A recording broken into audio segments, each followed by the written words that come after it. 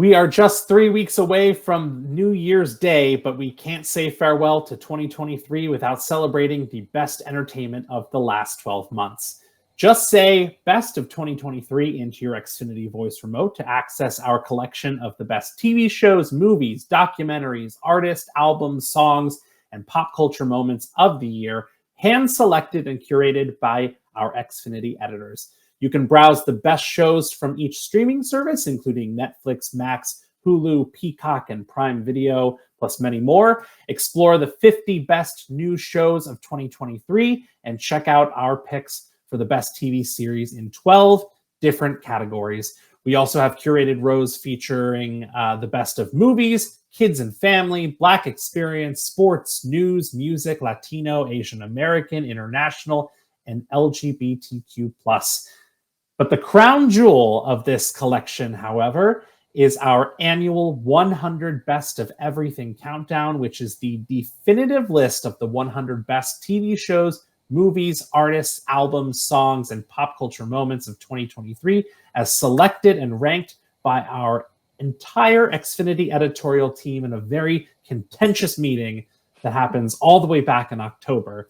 And today we're going to reveal the first half of our top 10 right here on What to Watch Live. Are you ready? Ready. So ready. Number 10. Coming in at number 10, it is the Netflix original limited series, Beef. This dramedy stars Oscar nominee Steven Yeun as a struggling contractor whose life becomes intertwined with a small business owner played by comedian Ali Wong following a road rage incident.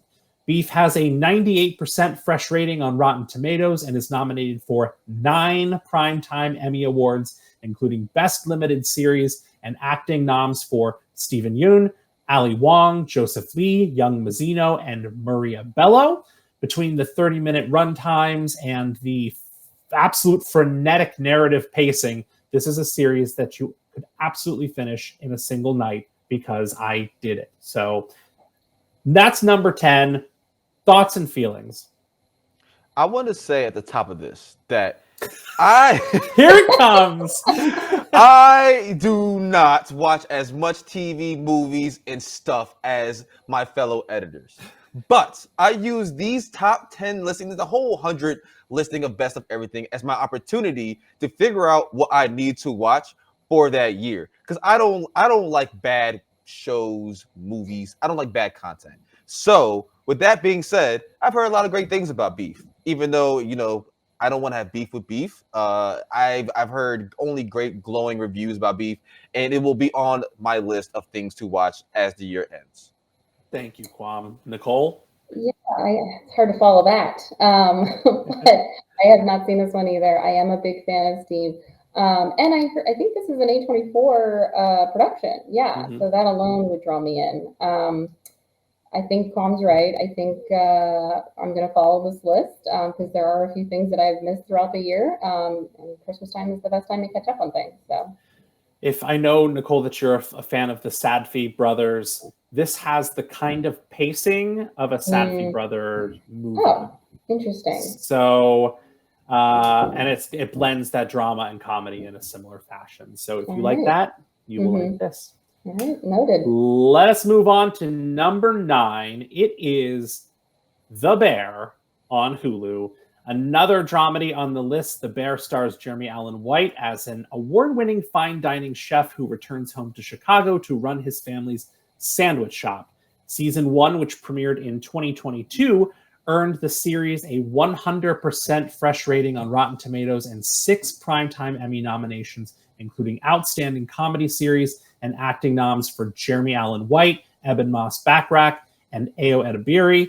And while we've been waiting to see if The Bear would win awards for season 1, Hulu just went ahead and dropped a second season in June that earned a 99% fresh rating from critics. So, I mean, all those critics can't be wrong, right? And it's one of these shows that is very popular among the Xfinity editorial staff. Nicole, I'll go straight to you. Have you seen this one? Smart move, David. Yes, I love this. I loved it from the beginning. I think it was Maddie who recommended it to me when it first aired. Love the cast, love the premise. It's so intense, And I know you and I have talked about this, just like living in that fast-paced world of a restaurant life. But I think they do it so well. You know, there's a lot of heart, there's a lot of drama, and there's some humor to it. And I'm sure I brought this up before, but there's one episode in particular that I love when Jeremy Allen White's character makes Ecto Cooler for a party. And I was like, oh my God, when's the last time I had Ecto Cooler? And I had to recreate it for myself without the pills, obviously, with that whole thing. But it's such a great show, and I do recommend it to everybody. It's been I can't remember the last time a single show catapulted an actor like straight to the top the way The Bear has with Jeremy Allen White. He is now I cannot remember the movie that he's in. What's the big one? Fingernails? So, like, no. No, I feel like I know what you're talking about too. Wait, Shameless was kind of like his big thing. Yeah, but he didn't become like famous until this, right? What's the Oscar? I was so confident when I started the sentence about that I would remember what movie he was in. Oh, Fingernails. Am I thinking of Fingernails? Yeah, that's what Nicole Did you just say that? Oh, I'm sorry. That just came out recently on Apple. Yeah. And then the Iron Claw that he has coming out with Zac Efron. He plays one of the brothers in a very famous. It's like a biographical film about a family of wrestlers, the Von Erichs. So, his stock has risen pretty quickly, pretty fast. Agreed. Awesome. Number 8. Let's move right on. It is one of our favorites. It is Gen V on Prime Video. This series is a favorite among several members of the Xfinity editorial team. Gen V is a spin-off of the critically acclaimed Prime Video superhero series The Boys and follows a group of super-powered young adults as they struggle to earn their capes at Godolphin University's School for Crime Fighting. The series stars Jazz Sinclair, Chance Perdomo, Lizzie Broadway, who is one of my favorites, Maddie Phillips from Teenage Bounty Hunters, and Patrick Schwarzenegger, that is Arnold Schwarzenegger's son. And like The Boys, Gen V is not a superhero show. If you don't like superhero shows, don't worry. It is a satirical look at what it means to be a superpowered human being in an alternate reality where crime fighting is a privatized business focused more on making money than saving lives. If you haven't seen The Boys, I highly recommend you watch all 3 seasons of that show before watching Gen V. And for what it's worth, the most recent season of The Boys has a 98% on Rotten Tomatoes, while Gen V currently has a 97%, and it's already been renewed for a second season. I'm obsessed, and Quam, I'm going straight to you for this one. Oh man, yeah, good choice. I don't even know if you can call it a spin-off anymore, because the last episode, not to give any spoilers, is starting to merge the universes, and I can only echo all your sentiments. It's such a great show. Like you said, it's not a superhero show. It's more of it, like you said, a satirical look at what happens when you have super-powered people and who probably shouldn't have superpowers. And Gen V does it so well, whereas that coming of age story, but still feels right at home with the Boys universe. I love all the characters that they present. I love the world building, the lore building, and like I just mentioned, it looks like the Gen V is going to merge in with The Boys. Sorry for a little bit of spoilers, but I cannot wait for The Boys now. That's when I saw the last episode, I was like, oh, now I need to see The Boys, because it's going to be crazy. It leads off on an amazing cliffhanger, and I usually hate cliffhangers, but this one was very much so necessary. These series also deal a lot with, like, what if you got the worst superpower ever? Well, that's one thing I actually do love about this iteration of The Boys universe, is that it shows superpowers, but also shows kind of like real life issues where some of the superpowers are involved in actual personal issues and actually bodily harm. I mean, the one character, she has to vomit to make herself get small, or eat, make herself get big, which is like an allegory for eating disorder. The main protagonist, she is able to control blood, and she has to unfortunately cut herself to use her powers. So it has a lot of social commentary, without being overbearing and making it seem, very cheesy or anything like that. So I can't say enough good things about the show. I'm waiting for season 2. I'm waiting for season 4 of The Boys. And Prime is just doing everything right in regards to the superhero genre. I know this is not superhero, but they have the secret sauce. They might need to give it to Marvel. Sorry, Marvel. Sorry, Disney. So let's move on to number 7 on the countdown. It is the Super Mario Brothers movie. When Super Mario fans heard that Chris Pratt was cast as the voice of the world's most iconic Brooklyn plumber, it felt like the Sonic the Hedgehog creepy teeth controversy all over again. But Universal Pictures and Illumination didn't back down, and audiences around the world were treated to a truly fun, colorful, and entertaining adventure in which Mario and Luigi must thwart the evil Bowser's attempts to rule the Mushroom Kingdom. Tale as old as time.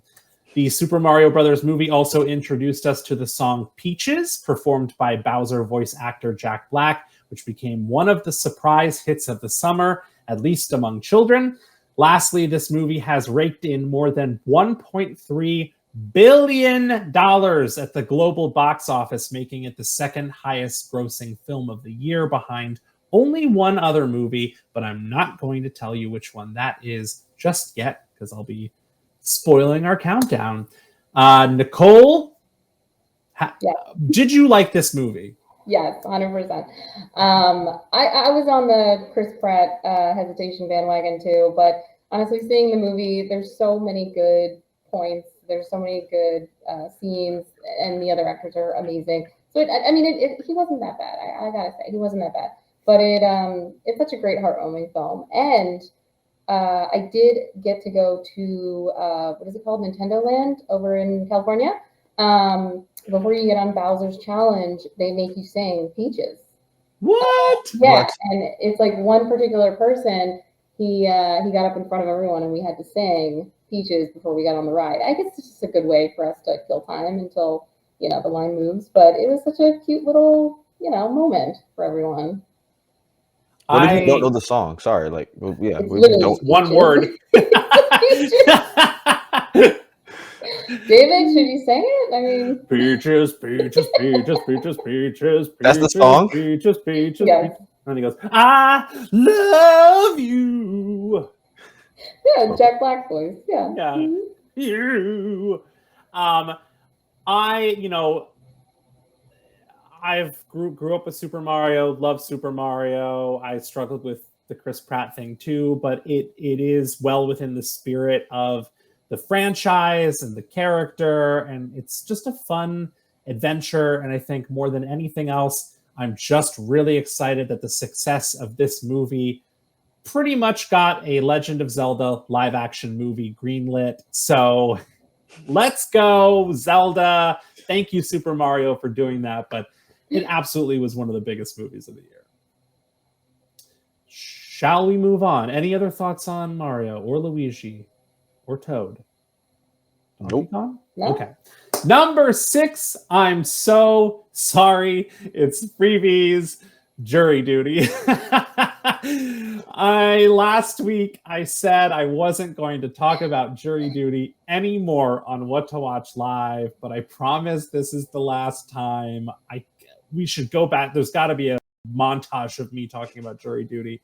I'll keep this short and sweet. Jury Duty follows an affable everyman named Ronald Gladden, who is selected to serve on the jury for a civil trial. The catch is the trial is fake, and everyone except for Ronald, including the judge, lawyers, and fellow jurors, are actors, and Ronald has no idea. As I mentioned on last week's show, this was a hit we never saw coming. And if I could sum up why I love this series in just a couple words, I'd just say that it made me feel good. Like, I'm not sure any TV show or movie in 2023 made me as happy as Jury Duty did. Like, I just sat and smiled the whole time. And sometimes that's exactly what you need or want from a show.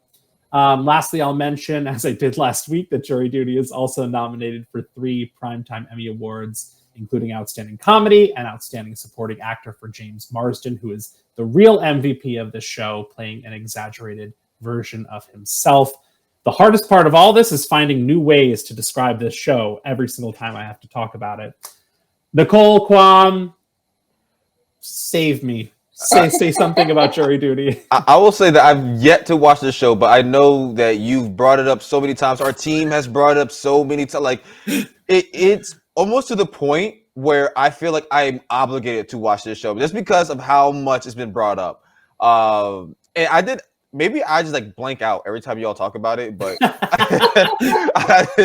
I heard it so much. I mean, but I didn't know the main character Ronald was like an actual person. Or maybe I did know that, and again, I just like was just had just a blank blast because y'all talked about it so much. But so I now have questions. So is he now an actor? Does he get nominated for a role if it wins like best comedy? Does he go up and join the rest of the cast? Oh, definitely go up, but he didn't get nominated.